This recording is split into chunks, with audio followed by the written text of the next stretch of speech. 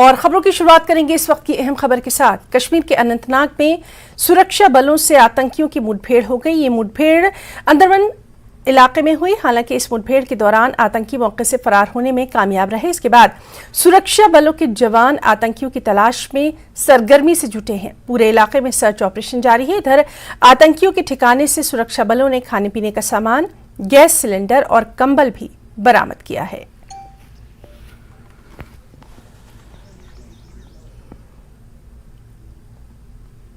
पुंछ में भी संदिग्धों के देखे जाने के बाद सुरक्षा बलों की तरफ से तलाशी अभियान चलाया जा रहा है। बता दें कि पुंछ नगर सहित कई स्थानों पर संदिग्ध देखे गए थे और इसी के बाद भारत पाक नियंत्रण रेखा से सटे होने की वजह से यहां ज्यादा सतर्कता बरती जा रही है। G20 की बैठक को लेकर पुंछ जिले में हाई अलर्ट जारी है। कश्मीर के अनंतनाग से आतंकियों के ठिकाने का वीडियो सामने आया है। आप अपने टेलीविजन स्क्रीन पर आतंकियों के ठिकाने की तस्वीरें देख सकते हैं। हालांकि इस ठिकाने से भागने में आतंकी पहले ही कामयाब हो गए। अब इस ठिकाने में रहने वाले आतंकियों को पकड़ने के लिए सुरक्षा बल के जवान सर्च ऑपरेशन में जुटे हैं।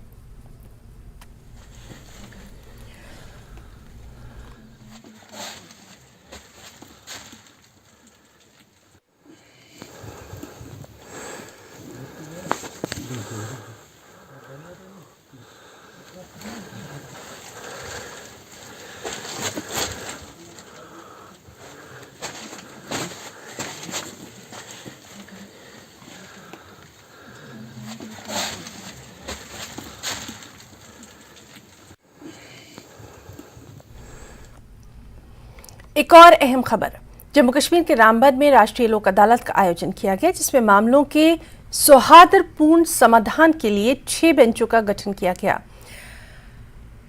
2 खंडपीठ जिला न्यायालय रामबन, जबकि 1 खंडपीठ उप न्यायाधीश न्यायालय बटोत, 1 खंडपीठ मुंसिफ न्यायालय गोल, 1 खंडपीठ मुंसिफ न्यायालय बानिहाल, 1 खंडपीठ मुंसिफ न्यायालय अखड़हाल में गठित की गई। इन अदालतों में 298 मामलों की सुनवाई हुई।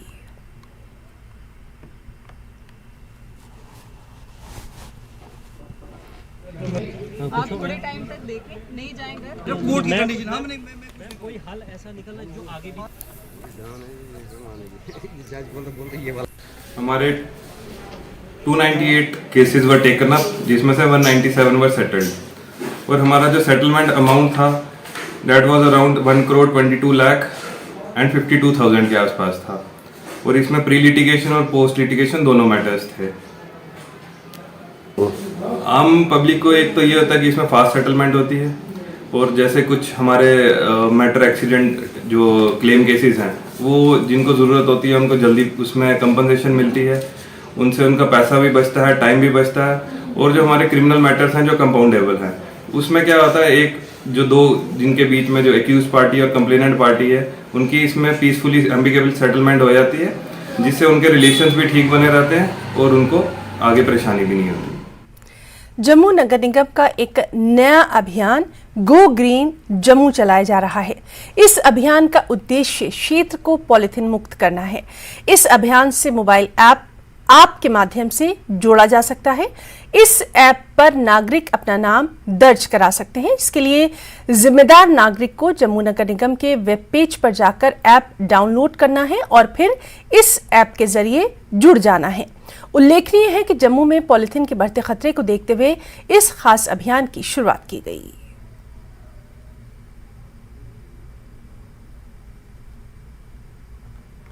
हम देख रहे हैं कि जम्मू नगर पालिका ने जो एक मुहिम शुरू किया, जो प्लास्टिक का लिफाफा, जिसकी काफ़ी वर्षों से ये कोशिश थी और जम्मू में भी ये चीज़ें मांग कर रहे थे कि प्लास्टिक को बैन करना चाहिए।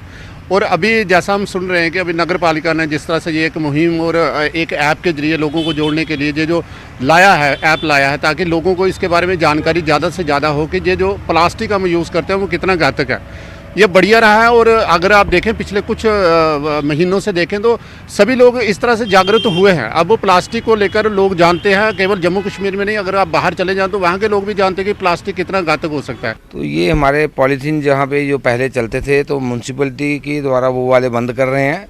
अब नया ऐप उन्होंने शुरू किया है, उसमें वो जो नया ऐप शुरू किया उसमें हमें अच्छे किस्म के पॉलीथीन में, जिससे एनवायरनमेंट भी ठीक रहेगा। अगर वो पानी में भी चले जाएंगे तो वो उससे भी मतलब किसी जीव जंतु को नुकसान नहीं होगा। तो हम सबको चाहिए कि म्यूनसिपलिटी का वो ऐप जो है हम भी डाउनलोड करें और उनके कहने के अनुसार चलें। सबसे बड़ी बात होती है कि समाज तब तक नहीं बदलता जब तक समाज खुद बदलना नहीं चाहे। मुझे पूरा विश्वास है कि जम्मू शहर बदलाव की तरफ है और वो अपने आसपास और जो हम चीज़ें इस्तेमाल करते हैं उसके प्रति, और सबसे बड़ी बात है उनकी कमिटमेंट, उसके प्रति बहुत संचेत है। और युवा पीढ़ी जिस तरीके से आगे बढ़ चढ़ के हिस्सा ले रही है इन सभी प्रोग्राम्स में, अवेयरनेस में, कोई मुझे ऐसा लगता नहीं कि हमारा ये अभियान सफल ना होगा और जम्मू एक क्लीन और ग्रीन बनेगा। दक्षिण कश्मीर के पामपुर कस्बे में बॉक्सिंग के खेल में युवा सक्रिय रूप से भाग ले रहे हैं। हाल ही में इंडोर स्टेडियम में आयोजित इंटरनेशनल मिक्स्ड बॉक्सिंग चैंपियनशिप में मार्शल आर्ट्स काउंसिल के 22 एथलीट्स ने स्वर्ण और रजत पदक सहित विभिन्न पदक जीते। क्षेत्र के युवा लड़के लड़कियां विभिन्न खेलों में भाग ले रहे हैं और एथलीट अन्य आयोजित प्रतियोगिताओं में भाग लेने की तैयारी भी खूब करते दिखाई दे रहे हैं।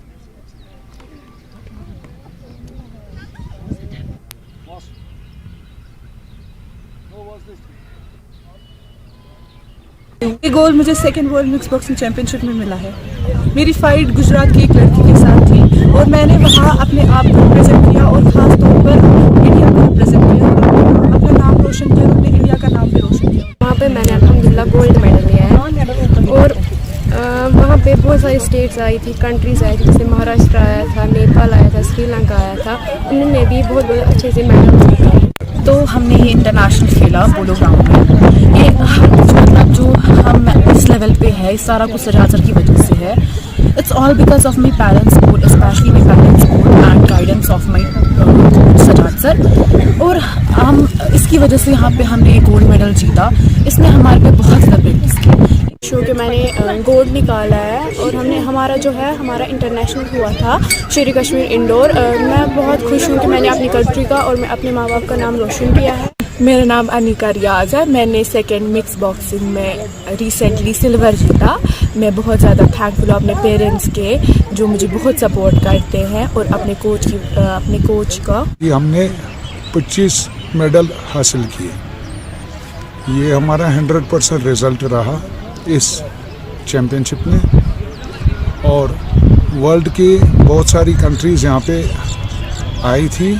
ओवरऑल हमने जम्मू कश्मीर ने करीब 34 मेडल्स हासिल किए और जिसमें करीब 18 मेडल गोल्ड थे और 10 जो है सिल्वर थे और बाकी के 8-10 हमारे ब्रॉन्ज हासिल हमने किए जम्मू कश्मीर में। और खबरों में वक्त है एक छोटे से ब्रेक का।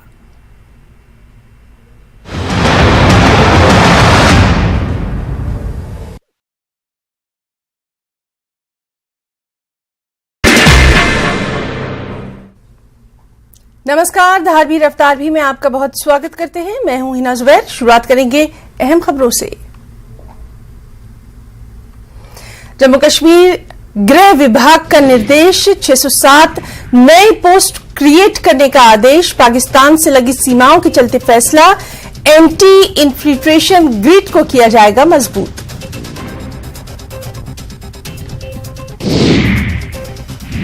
डोडा राष्ट्रीय राजमार्ग के पास हादसा, 1000 फीट गहरी खाई में जा गिरी कार, 2 लोगों की मौके पर मौत।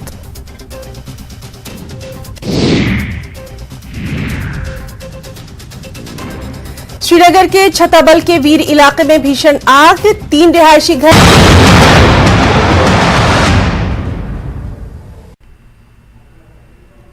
ब्रेक के बाद खबरों में एक बार फिर से आपका बहुत स्वागत करते हैं। शिमला में नए मेयर और डिप्टी मेयर के नाम पर आज मुहर लग सकती है। दरअसल सीएम के सरकारी आवास ओक ओवर में शाम 5 बजे कांग्रेस पार्षदों की एक अहम बैठक बुलाई गई है, जिसमें सबकी राय ली जाएगी। इस बैठक में कांग्रेस के सह प्रभारी प्रदेशाध्यक्ष प्रतिभा सिंह, कई कैबिनेट के मंत्री और विधायक भी मौजूद रहेंगे। आपको बता दें कि ये तय माना जा रहा है कि दोनों में से एक पद किसी महिला को दिया जाएगा।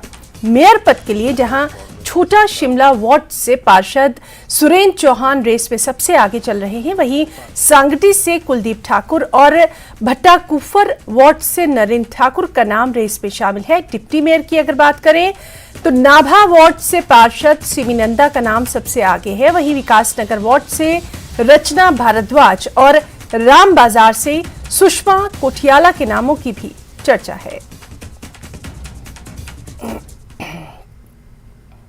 शिमला में नई पेंशन स्कीम कर्मचारी महासंघ के प्रतिनिधिमंडल ने कांग्रेस महासचिव प्रियंका गांधी वाड्रा से खास मुलाकात की। इस मुलाकात के बाद संगठन के प्रदेश अध्यक्ष प्रदीप ठाकुर ने कहा कि प्रियंका गांधी ने पेंशन बहाली की गारंटी दी थी, इसीलिए संगठन की ओर से प्रियंका गांधी को धन्यवाद ज्ञापन किया गया। कर्मचारी पुरानी पेंशन बहाल करने के लिए सदैव उनके ऋणी रहेंगे। बता दें कि इस मौके पर कर्मचारियों ने सीएम सुखविंदर सिंह सुक्खू, उप मुख्यमंत्री श्री मुकेश अग्निहोत्री, कांग्रेस प्रदेश अध्यक्ष प्रतिभा सिंह और दूसरे नेताओं का भी धन्यवाद दिया।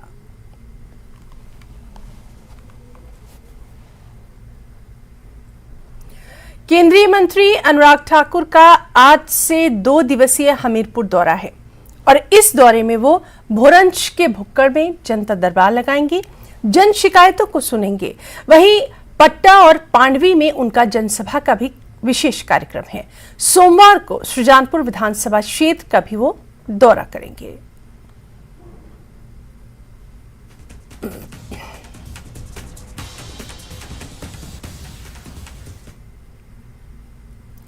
कर्नाटक विधानसभा चुनाव में कांग्रेस को मिली बंपर जीत का जश्न शिमला में भी खूब मना। शिमला में भी हिमाचल कांग्रेस मुख्यालय में कार्यकर्ताओं ने जश्न मनाते हुए नारेबाजी की। यहां सोनिया गांधी, राहुल गांधी और प्रियंका गांधी के समर्थन में नारेबाजी की गई। सीएम सुक्खू और प्रतिभा सिंह के समर्थन में भी नारेबाजी की गई। कांग्रेस को हिमाचल के बाद कर्नाटक में ये दूसरी बड़ी जीत मिली है और इसी को लेकर CM Sukhu, deputy CM Mukesh Agnihotri और कांग्रेस प्रदेश अध्यक्ष प्रतिभा सिंह ने प्रेस कॉन्फ्रेंस की। प्रतिभा सिंह ने कहा कि आज खुशी का दिन है। कर्नाटक की जीत में सोनिया गांधी, राहुल गांधी और प्रियंका गांधी का बड़ा योगदान है। मुकेश अग्निहोत्री ने कहा कि कांग्रेस की जीत की शुरुआत हिमाचल से हुई, जो अब कर्नाटक तक जा पहुंची है। इसके बाद दूसरे राज्यों में भी कांग्रेस की ऐसी ही जीत होगी। कांग्रेस 2024 में राहुल गांधी को प्रधानमंत्री बनाने के लिए निर्णायक लड़ाई लड़ेगी। सीएम सुक्खू ने कहा, चुनाव प्रचार के समय ही मुझे कांग्रेस की जीत का एहसास हो गया था, क्योंकि जनता धर्म की राजनीति के साथ नहीं थी। इसकी शुरुआत हिमाचल प्रदेश ने की और हमने 3 उपचुनाव जीते। उसके बाद हमने विधानसभा को जीता, उसके बाद हमने कॉर्पोरेशन का इलेक्शन जीता। ये बहुत बड़ी उपलब्धि है, जिसके लिए मैं बार बार हमारे हिमाचल प्रदेश की जनता को और खास करके शिमला शहर के लोगों को बहुत बहुत बधाई देती हूँ। राहुल जी ने जो ये पद यात्रा शुरू की थी, उसका आज हम अंजाम देख रहे हैं कि कितना बड़ा आज हमने विजय हासिल की है। और उसी तरह से प्रियंका जी ने भी पिछली बार जब वो यहाँ हिमाचल में चुनाव हो रहे थे, उनका भी बहुत बड़ा योगदान, वो भी हर क्षेत्र में जाकर उन्होंने चुनाव की बड़ी बड़ी रैलियों को संबोधित किया, जिससे हम विधानसभा भी जीते और कॉर्पोरेशन के इलेक्शन में भी हमने बहुत बड़ी सफलता हासिल की है। इसके लिए सभी को बधाई और सभी का धन्यवाद।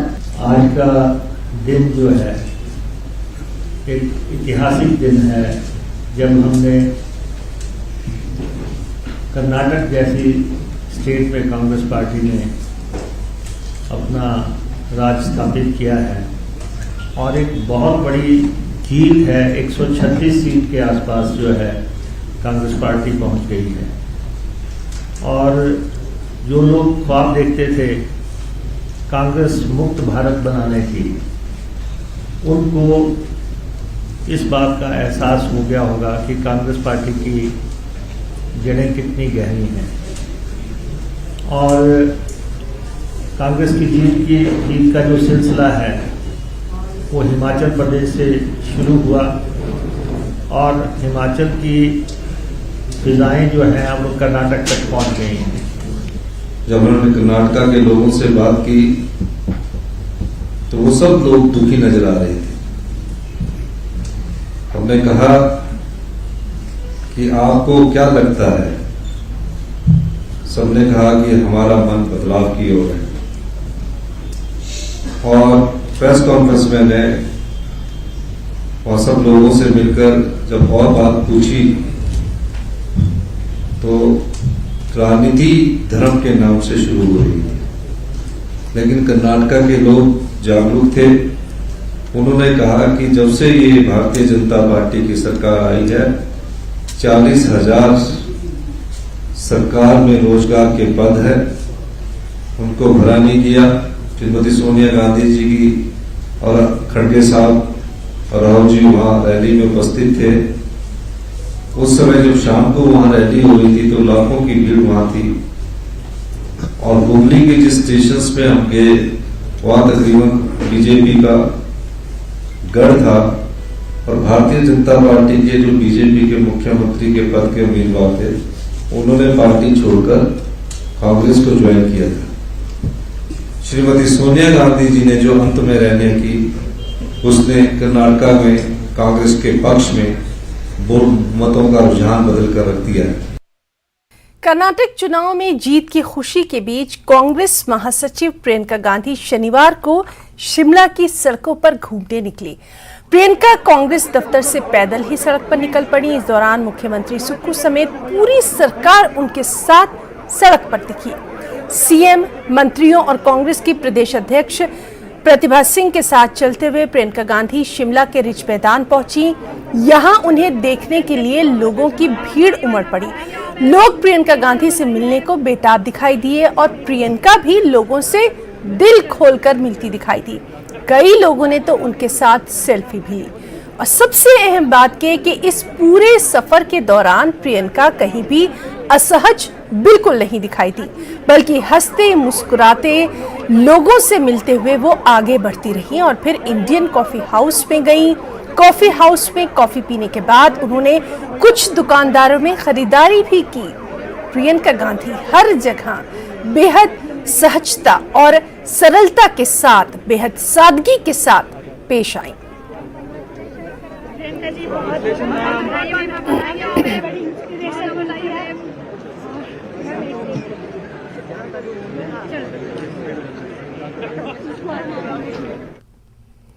मंडी के सुंदरनगर में निर्माणाधीन इंडोर खेल स्टेडियम के निर्माण कार्य का केंद्रीय मंत्री अनुराग ठाकुर ने जायजा लिया। इस दौरान अनुराग ठाकुर ने कहा कि राज्य सरकार जमीन उपलब्ध करवाए, केंद्र सरकार उस पर भव्य स्टेडियम बनाएगा। उन्होंने कहा कि खेलों को बढ़ावा देने के लिए राज्य सरकार सहयोग करे।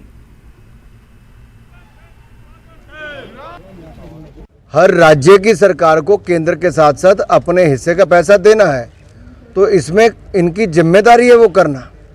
और खेल एक राज्य का विषय है, राज्य की सरकारों को ही खेलों में ज़्यादा करना चाहिए, लेकिन बहुत कम राज्य की सरकारें हैं जो खेलों को बढ़ावा देने के लिए अपनी ओर से नई योजनाएं या नई सुविधाएं दे रही हैं। ये केंद्र की सरकार की ओर से 4.5 करोड़ रुपया इसके लिए मिलेगा और ये इंडोर स्टेडियम बनकर तैयार होगा।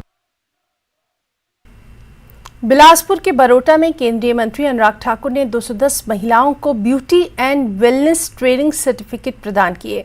इस मौके पर उन्होंने कहा कि रोजगार के लिए हुनर बेहद जरूरी है और उससे भी ज्यादा जरूरी है महिला सशक्तिकरण, और इसके लिए महिलाओं का स्वावलंबी होना भी जरूरी है। केंद्रीय मंत्री ने यहां जिन महिलाओं को सर्टिफिकेट दिए उन्होंने एक एनजीओ के माध्यम से निःशुल्क ट्रेनिंग हासिल की है। बिलासपुर में ऐसी 500 महिलाओं और हमीरपुर में 4000 महिलाओं को ट्रेनिंग दी जा रही है।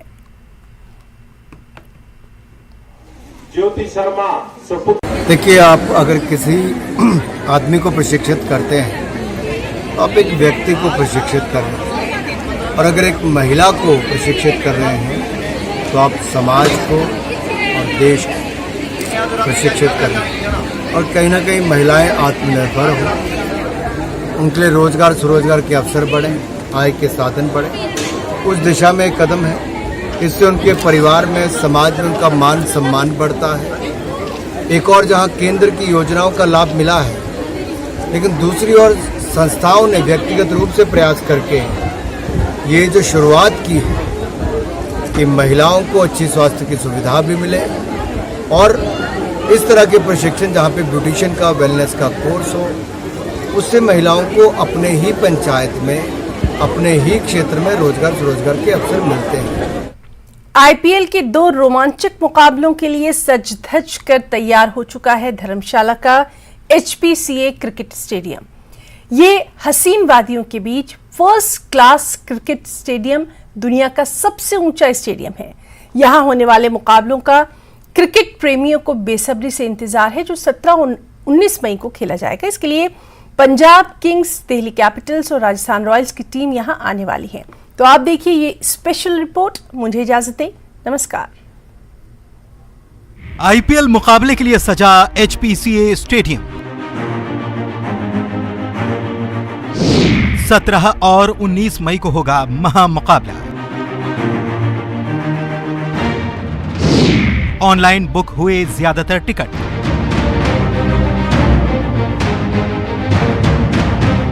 धर्मशाला में HPCA स्टेडियम के टिकट काउंटर पर उमड़ी ये भीड़ क्रिकेट के दीवानों की है।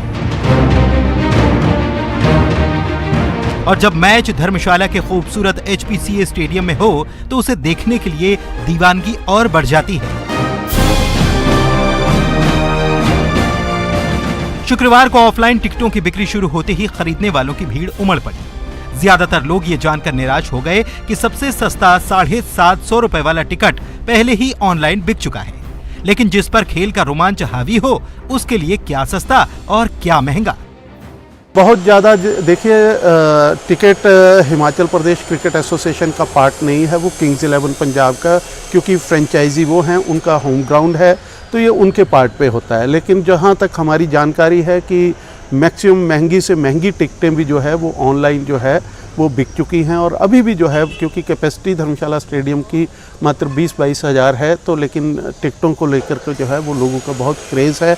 और लोग जो है वो हाई एंड टिकट, जो महंगे टिकट हैं, उनके लिए भी जो है वो बहुत सी मांग उनके किंग्स 11 के पास पहुंच रही है। लेकिन लिमिटेड स्टॉक होने के कारण जो है वो दिक्कत आ रही है। क्रिकेट के दीवाने जिस खूबसूरत स्टेडियम में बैठकर खेल का मजा लेना चाहते हैं, पहले वहां की तैयारियां जान लीजिए।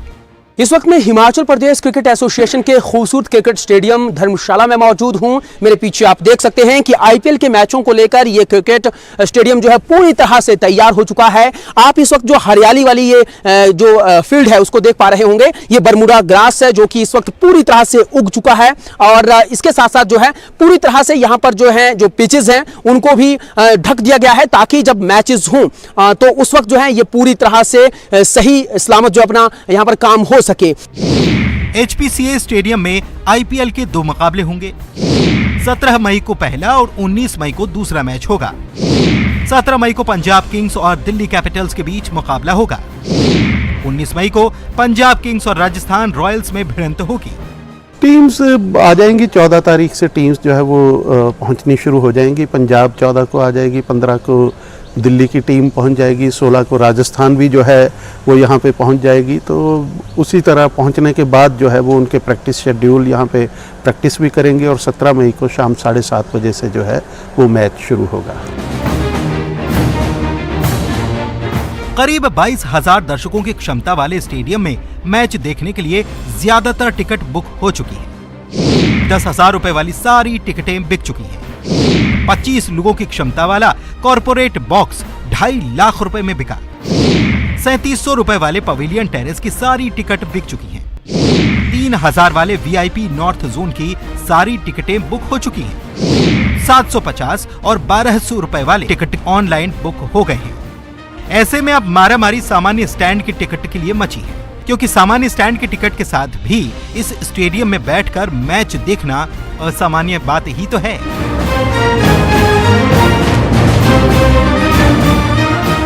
20 और 22 हजार के करीब की इसकी कैपेसिटी बताई जाती है इस पूरे स्टेडियम की। लेकिन जो मैच देखने के लिए यहां पर पहुंचते हैं, उनका जुनून, उनका जोश और उनका उत्साह काबिले तारीफ होता है, देखते ही बनता है। और हमेशा यहां पर जो है स्ट्रेंथ बहुत ज्यादा बढ़ जाती है। धर्मशाला से कैमरा पर्सन राजकुमार कौंडल के साथ विचित्र शर्मा, न्यूज़ 18 हिमाचल।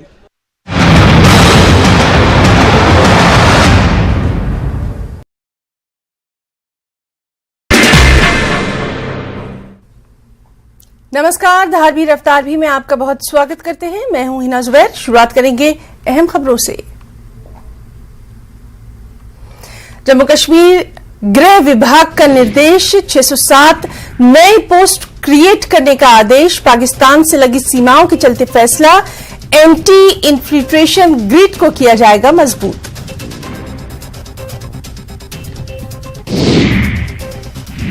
डोडा राष्ट्रीय राजमार्ग के पास हादसा, 1000 फीट गहरी खाई में जा गिरी कार, 2 लोगों की मौके पर मौत।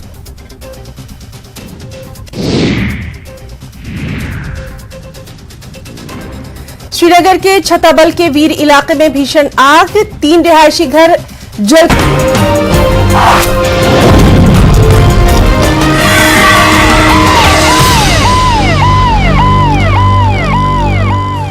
नमस्कार, मैं आपके साथ सुदेश नैन मोड। हर पल और हर लम्हा हमारे चारों ओर जुर्म का गंदा खेल खेला जा रहा है। मुजरिम बेखौफ होकर सिस्टम को चैलेंज कर रहे हैं, लेकिन हम अपनी जिम्मेदारी को समझते हुए मुजरिमों को चैन से नहीं बैठने देंगे।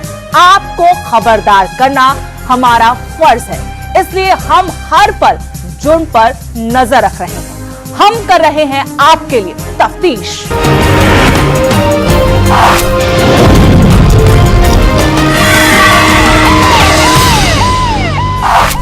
मां दुनिया का सबसे खूबसूरत लफ्ज है। मां अपनी हो या दूसरों की, मां तो मां होती है।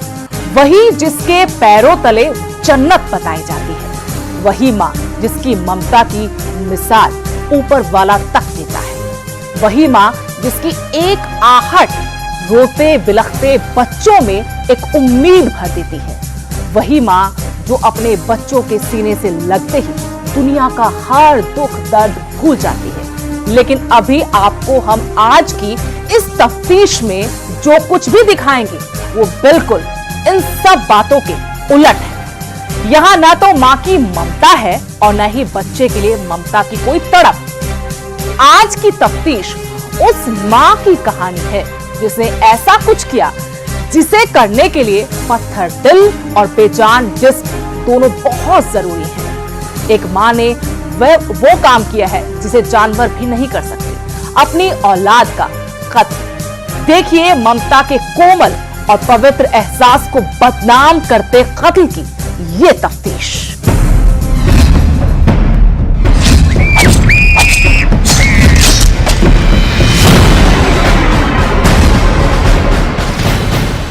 मैं समझता हूं कि ये गैर इंसानी और हैवानियत का एक सबूत है। और पहली माँ उस छोटी बच्ची को लेकर कहीं जाते हुए देखा हुआ उसको। पहला वाकया है किश्तवाड़ में जिसमें किसी मदर ने अपनी बेटी का कत्ल किया हुआ है। ऐ माँ, तूने ये क्या किया? माँ की ममता लहूलुहान, कातिल माँ की तफ्तीश। ममता तुझे ढूंढे कहां? आज की ये तफ्तीश जम्मू व कश्मीर के किश्तवाड़ के एक दर्दनाक कत्ल की है। एक महिला पर अपनी ही सौतेली बच्ची को कत्ल करने का आरोप है। आरोपी मां को पुलिस ने गिरफ्तार भी कर लिया है। पुलिस के अनुसार जिला पुलिस किश्तवाड़ ने गांव केशवान में एक नाबालिग लड़की की हत्या के मामले को सुलझा लिया है। पुलिस के अनुसार इस बच्ची की हत्या को उसकी सौतेली मां ने ही अंजाम दिया है। इंसान दिन ब दिन हैवान बनता जा रहा है। इस बात का अंदाजा जिला किश्तवाड़ में हुए एक हादसे से लगाया जा सकता है। किश्तवाड़ में हुई घटना से लोग सदमे में है। पुलिस के अनुसार 5 मई दिन गुरुवार रुखसाना बेगम पत्नी मोहम्मद अमीन निवासी ग्राम केशवान ने अपनी 2 वर्षीय बच्ची के लापता होने की रिपोर्ट दर्ज करवाई थी। रुखसाना बेगम ने अपनी रिपोर्ट में ये भी लिखा था कि उसने अपनी बेटी को आखिरी बार 4 मई को बच्ची की सौतेली मां के साथ देखा था। पुलिस के अनुसार रिपोर्ट के आधार पर दोनों को तलाश किया गया, मगर न ही उसकी सौतेली मां जाहिदा बेगम का पता लग सका और न ही 2 वर्षीय बच्ची की कोई खबर ही मिली। 5 मई की सुबह को हमारे चौकी अफसर विक्रम कटोच को एक टेलीफोन पर इंफॉर्मेशन मिलती है कि गामस एक गांव है केशवान का, वहाँ के मोहम्मद अमीन की एक 2 साल की बच्ची वो गायब है और साथ में उस बच्ची की सौतेली माँ भी जो है कल से घर से फरार है। पुलिस के अनुसार परिवार के सदस्यों की शिकायत के आधार पर किश्तवाड़ पुलिस स्टेशन में आईपीसी की धारा 363 के तहत प्राथमिकी संख्या 100/2023 दर्ज की गई। जांच शुरू की गई। इसके बाद किश्तवाड़ पुलिस ने एक विशेष जांच दल का गठन किया। आशीष गुप्ता, डीएसपी मुख्यालय किश्तवाड़, इंस्पेक्टर आबिद हुसैन, एसएचओ किश्तवाड़ और विक्रम सिंह, एसआई प्रभारी पुलिस चौकी को उस जांच दल में शामिल किया गया।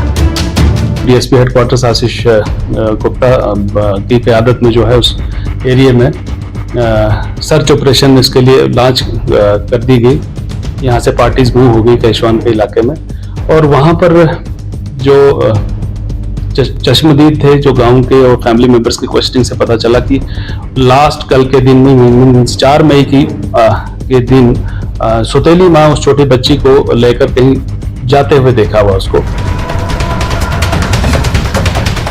परिवार वालों की रिपोर्ट के आधार पर विशेष जांच दल ने अपनी तफ्तीश शुरू की। जांच दल का काम हर हाल में उस 2 वर्षीय बच्ची को ढूंढना था। जांच दल ने अपनी तफ्तीश का दायरा बढ़ाना शुरू किया। पुलिस के द्वारा कई लोगों से पूछताछ की गई। तफ्तीश के दौरान शक की सुई बच्ची की सौतेली मां पर ही जा रुकी थी।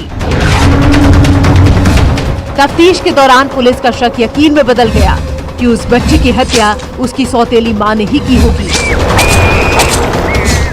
इसके बाद पुलिस ने आरोपी महिला जाहिदा बेगम को गिरफ्तार कर लिया। पुलिस की सख्ती के सामने आरोपी जाहिदा ने स्वीकार कर लिया कि उसने ही अपनी 2 वर्षीय सौतेली बेटी का कत्ल करके उसकी लाश को जंगल में फेंक दिया था। सर्चेस बढ़ाई गई और पता चला कि वो सौतेली माँ जो है उसका मैका जो है क्वाड छात्रों में है, और वहाँ पर पार्टीज गई और वहाँ से उसको पाया कि अपनी माँ के घर में वहाँ पर है। उसको वहाँ से डिटेन किया गया और उसको जब चौकी में लाकर उसको सस्टेंड क्वेश्चनिंग की तो उसने अपने क्राइम को माना कि उसने कोई क्राइम किया हुआ है, और उसकी निशानदेही पर उसके डिस्क्लोजर पर वहीं पास के जंगलों में फिर से सर्चेज हुई और उसकी निशानदेही पर डेड बॉडी रिकवर की जाती है। पुलिस के अनुसार आरोपी जाहिदा के कबूलनामे के आधार पर बच्ची की लाश को पास के ही जंगल से बरामद कर लिया गया। बच्ची की लाश के पास से ही कुछ हथियार भी बरामद किए गए हैं। पुलिस को शक है कि आरोपी महिला के द्वारा बच्ची की हत्या में इन हथियारों का उपयोग किया गया था। पुलिस पार्टी को उसमें जब और सर्चेस की तो वेपन ऑफ ऑफेंस पे वहाँ पर एक कुल्हाड़ी वहाँ पर बरामद हुई और उसको मुलजमा को उसमें अरेस्ट कर लिया गया। पुलिस के अनुसार घटनास्थल से फोरेंसिक टीम ने कुछ जरूरी साक्ष्य भी जुटाए हैं। उन साक्ष्यों के आधार पर आरोपी महिला जाहिदा के खिलाफ आरोप तय करने में सहूलियत मिल सकती है। मृतक के शव का जिला अस्पताल किश्तवाड़ में पोस्टमार्टम कराया गया। पोस्टमार्टम के बाद मकतूल बच्ची के शव को रिश्तेदारों को सौंप दिया गया। आरोपी महिला के खिलाफ आईपीसी की धारा 302 के तहत मामला दर्ज कर लिया गया है। जाहिदा बेगम जो इसमें मुलजमा है उसको अरेस्ट कर लिया गया। उसने कबूल किया कि उसने यह क्राइम किया हुआ है और डेड बॉडी का लीगल फॉर्मेलिटीज की उसका पोस्टमार्टम करवाया गया। उसमें देखा कि उसको शदीद चोटें पहुंचाई गई हैं, उसको कुल्हाड़ी से उस पर वार किए गए हैं जिससे उस बच्चे की जान ली गई है। ऐसा लगता है कि हमारे समाज के दिमाग में हमेशा ही कत्ल और खून ही बसा रहता है, इसलिए समाज में जुर्म बढ़ते जा रहे हैं। हद तो ये है कि अपराध का ये अंधा जोर अब अपनों को भी शिकार करने से नहीं हिचकिचा रहा। अपनों की जान लेते हुए भी अब किसी के हाथ नहीं कांपते। ऐसा लगता है जैसे किसी ने कुछ पढ़कर फूंक दिया है और हम सब ज़ोंबी बन गए हैं। आपको याद होगा तफ्तीश ने इससे पहले भी रिश्तों का खून दिखाते हुए आप सबको जागरूक करने की कोशिश की थी। वह चाहे उत्तर प्रदेश के अलीगढ़ में मां बाप को कैंची से गोदने वाला कातिल बेटा ही क्यों न रहा हो, या फिर कश्मीर में अपनी फूल सी बेटी का कत्ल कर देने वाला बाप। ऐसे सभी मामले हमारे समाज की साख पर सवालिया निशान लगाते हैं। अपनी 2 वर्ष की सौतेली बेटी के कत्ल की इस घटना के बाद पूरे किश्तवाड़ के लोग चिंतित दिखाई दे रहे हैं। कुछ लोगों का मानना है कि आरोपी जाहिदा ने पूरे समाज को ही कटघरे में ला खड़ा कर दिया है। माँ ही बच्ची के लिए सबसे बेहतर गार्डियन है और माँ की परवरिश में, माँ की कस्टडी में बच्ची सबसे महफूज है। और अगर माँ ही बच्ची का कत्ल करती है तो हम सब लोगों को इस बात पर संजीदगी से सोचना चाहिए कि हमारा माशरा जो है वो किस तरफ चल रहा है। मेरी सोच ये है कि माँ का शब्द उस ऐसी औरत के लिए हम यूज नहीं कर सकते हैं, क्योंकि माँ का दर्जा जो है पूरी कायनात में जो है सबसे ऊंचा है। समाज के लोगों का मानना है कि माँ तो माँ ही होती है, क्या अपनी माँ और क्या सौतेली माँ। इस महिला ने माँ जैसे शब्द के साथ खिलवाड़ किया है। इस महिला को सख्त से सख्त सजा मिलनी चाहिए। शर्मनाक बात है जो घटना हुई है। एक माँ ने अपनी ही 2 साल की बच्ची को कत्ल कर दिया। तो मैं समझता हूँ इससे बड़ी घटिया और इससे शर्मनाक बात कोई दूसरी हो नहीं सकती। इसकी जितनी भी मजम्मत की जाए बहुत कम है। अफसोस ये है कि एक माँ ने ही अपनी 2 साल की बच्ची को कत्ल कर दिया।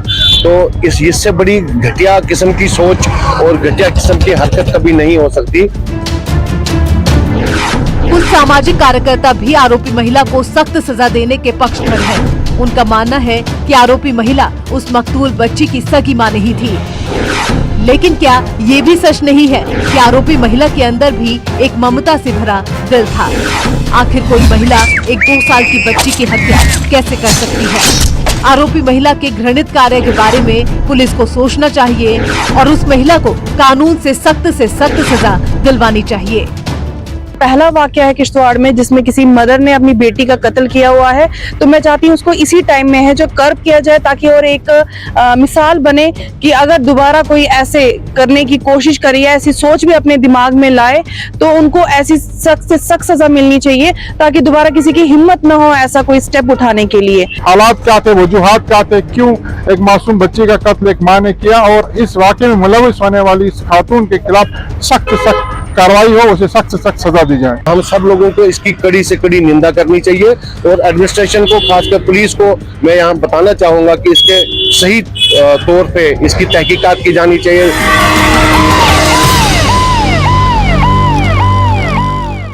अब आरोपी महिला कानून की गिरफ्त में है।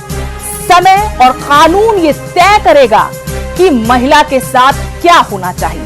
मगर ये भी सच है कि महिला के इस जालिमाना रवैये ने समाज में माँ और बेटी के रिश्ते में एक शक तो जरूर पैदा कर दिया। हालांकि इसी समाज में बहुत सी ऐसी सौतेली माएं भी हैं जिन्होंने सौतेले बच्चों को सगी माँ से भी ज्यादा प्यार दिया। उन्हें कभी भी महसूस नहीं होने दिया कि वो उनकी अपनी सगी माँ नहीं है। मगर इस तरह के कत्ल माँ जैसे पवित्र शब्द को चोट पहुंचाते हैं। समाज को इस पर जरूर सोचना होगा कि कैसे इस प्रकार के अपराधों को रोका जाए। किश्तवाड़ में एक मां ने अपनी 2 साल बच्ची को तेजधार हथियार से कत्ल कर दिया। ये सोचने वाली बात है कि एक मां ने ऐसा काम किया जिस मां की ममता की मिसालें दी जाती थी। तफ्तीश के लिए किश्तवाड़ से आतिफ लोन। तफ्तीश अभी जारी है, कहीं नहीं जाइएगा, हम लौट कर आते हैं, जारी रखेंगे तफ्तीश।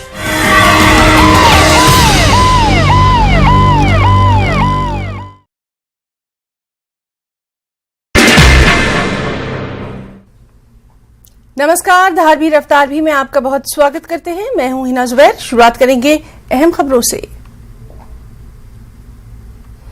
जम्मू कश्मीर गृह विभाग का निर्देश, 607 नए पोस्ट क्रिएट करने का आदेश। पाकिस्तान से लगी सीमाओं के चलते फैसला, एंटी इन्फिल्ट्रेशन ग्रिड को किया जाएगा मजबूत।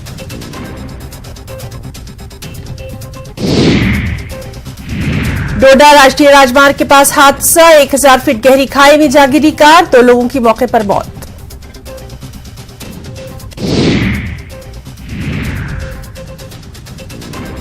श्रीनगर के छताबल के वीर इलाके में भीषण आग, 3 रिहायशी घर जलकर खाकस्तर। घटना के तुरंत बाद आग बुझाने के लिए दमकल की गाड़ी मौके पर पहुंची और आग बुझाने के लिए अभियान चलाया गया।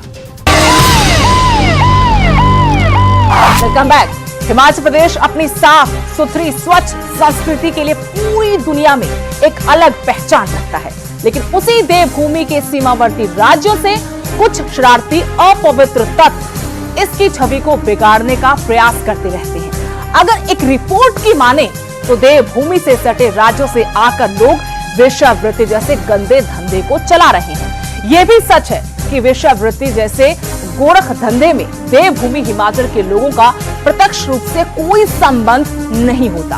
बाहरी लोगों के जिस्म फरोशी के धंधे का उद्देश्य साफ होता है कि बहुत कम समय में अच्छी खासी रकम बनाकर अपने अपने राज्यों को वापस चले जाते हैं। लेकिन हिमाचल पुलिस इस मामले में लगातार नजर बनाए रहती है और अक्सर इस धंधे की कमर तोड़ने में सफल हुई है। देखिए जिस्म फरोशी के धंधे पर यलगार करती पुलिस की ये तफ्तीश।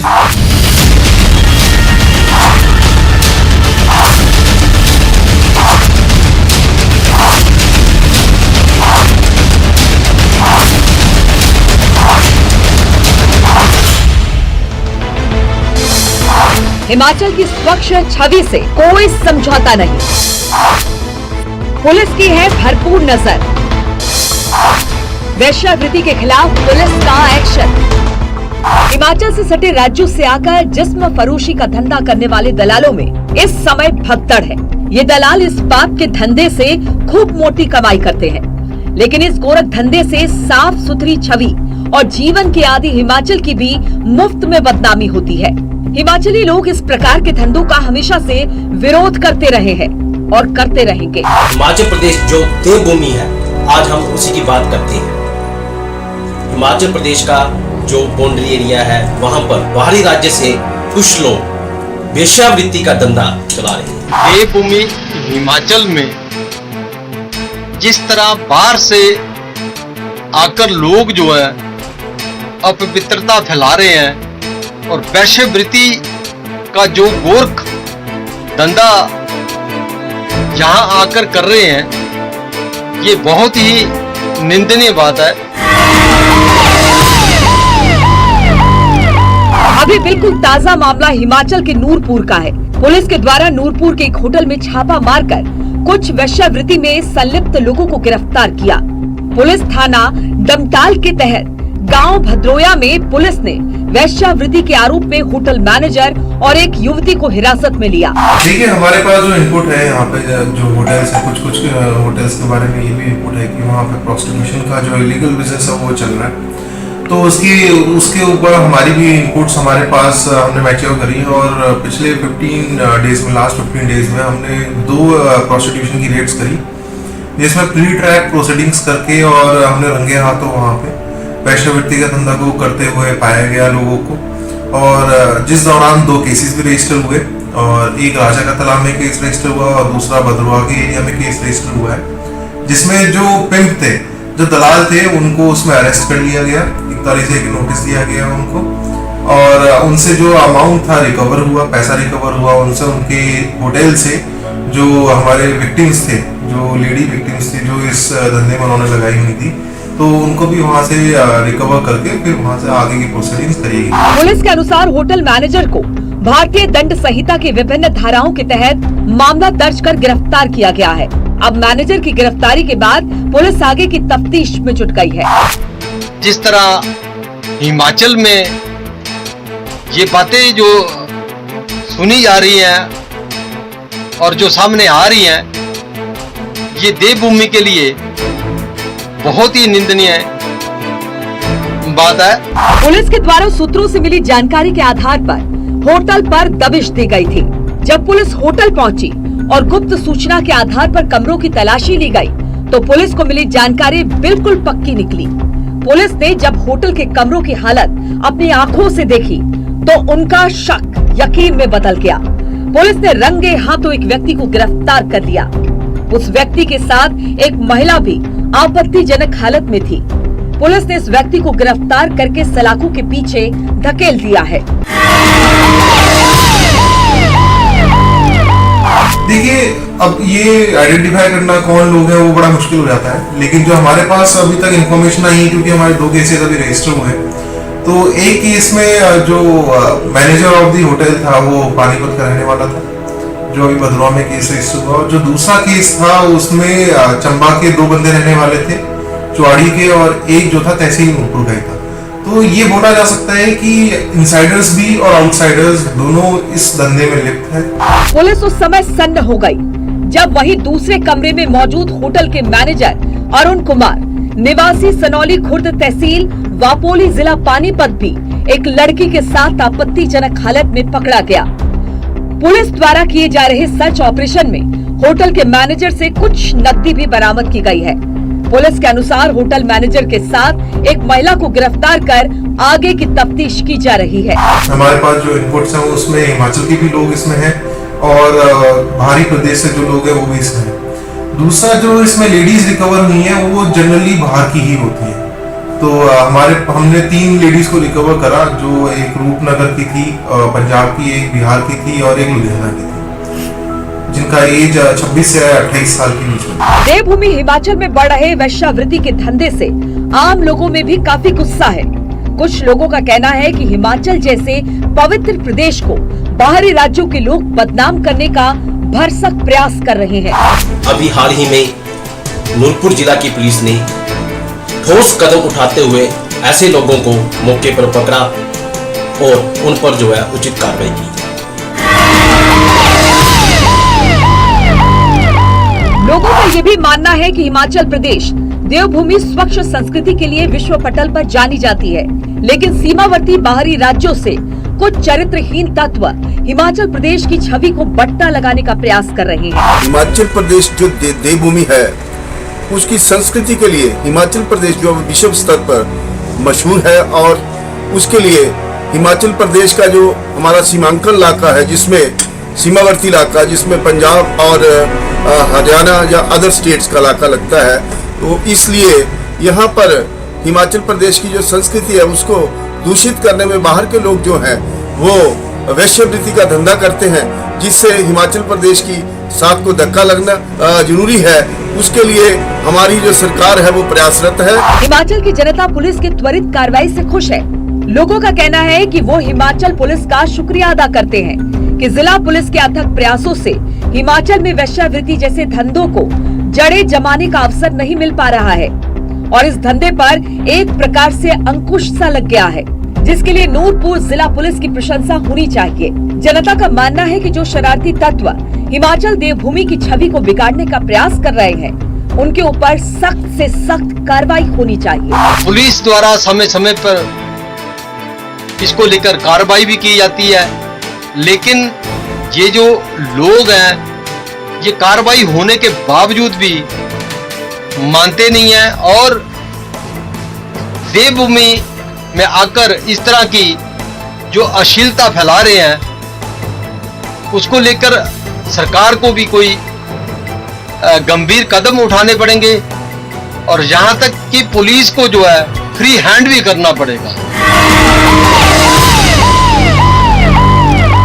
देखिए, हम हमेशा ये चाहते हैं कि जिस सोसाइटी में हम लोग रहते हैं उस सोसाइटी को एक आम नागरिक की तरीके से देखें, उसको अच्छे से हम जितने भी अवगुण हैं उससे हम उसको दूर रखें। तो हमारी हमेशा कोशिश यही रहेगी कि जो भी हमारे यहाँ पे इवल्स हैं सोसाइटी में, चाहे वो प्रोस्टिट्यूशन हो, चाहे वो नार्कोटिक्स हो, चाहे वो इलीगल माइनिंग हो, हम तत्पर होकर उसके विरुद्ध काम करें और उसको समाज से निकालने में और उसको जड़ से उठाने की कोशिश करें।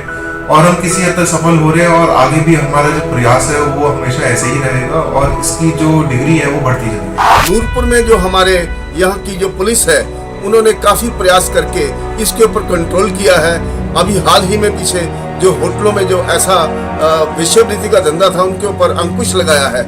मैं ये आशा करता हूँ कि जिस तरीके से हमारी नूरपुर की पुलिस जो है, नूरपुर जिला की जो पुलिस है, वो अपने तौर तरीकों से इस पे कंट्रोल करने जा रही है, ये बहुत ही अतिशीघ्र इसके ऊपर कंट्रोल होगा और हमारा जो हिमाचल प्रदेश का जो संस्कृति है उसको बचाया जाएगा और हिमाचल प्रदेश में फिर अपनी जो उनका हमारे संस्कृति का जो लहजा है उसको बरकरार रखेगा। देखा जाए तो पुलिस लगातार इस पर नजर रखे हुए है कि हिमाचल में वेश्यावृत्ति जैसे पाप को पनपने ना दे, लेकिन ऐसे घिनौने पाप से जुड़े लोग बाज नहीं आने वाले। उनका ध्यान बड़े शहरों से छोटे इलाकों की तरफ भी हो सकता है। हालांकि पुलिस द्वारा समय समय पर इनके खिलाफ कार्रवाई की जाती है, पर ये लोग कार्रवाई होने के बावजूद भी नहीं मानते। सरकार को चाहिए इन बातों को ध्यान में रखते हुए इनके खिलाफ ठोस कदम उठाए और ऐसे लोगों को एंट्री पॉइंट पर ही पहचान कर वहीं से पलटा दे या हिरासत में ले ले। देवभूमि को अपवित्र करने की किसी को भी इजाजत नहीं होनी चाहिए। पुलिस द्वारा क्या कार्रवाई की जा रही है, पुलिस द्वारा मौके मौके पर कार्रवाई की जा रही है, लोगों को पकड़ा जा रहा है, पर अभी भी हाल ही में 2 होटलों में पुलिस द्वारा छापा मारा गया और लोगों को पकड़ा गया। नूरपुर से भूषण शर्मा, तफ्तीश के। आज के लिए बस इतना ही, लेकिन न जुर्म रुका है और न ही रुकेगी हमारी तफ्तीश। अगले हफ्ते इसी जगह इसी टाइम जारी रहेगी हमारी तफ्तीश। जय हिंद।